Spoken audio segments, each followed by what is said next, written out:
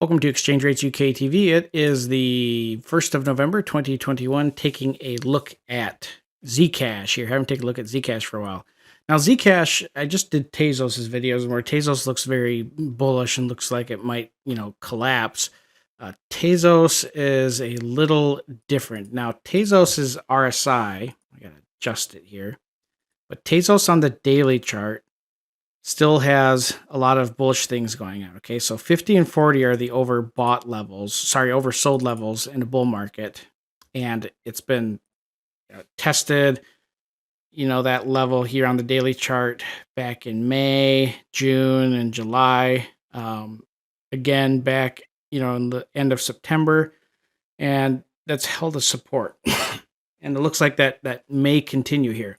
Now, when we look at where it's at currently, it bounced off of the Kijun Sen, bounced, and it closed above the Tenkan Sen barely, which is where it's currently at. You can see that it's got this clear level of prior traded price acting as resistance, which is mostly generated by this 50% Fibonacci retracement at 180 even.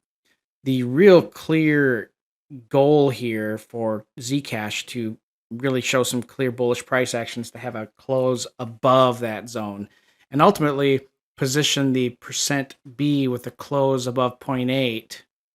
If that occurs and the RSI is still below 70, then we could see some very explosive price action higher. But there's been several kinds of periods where that breakout should have occurred and it hasn't. And when you look at this chart, it really looks just like a what?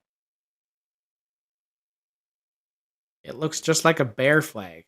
Going from that July low to the swing highs in August and September, then the low of September to the October swings.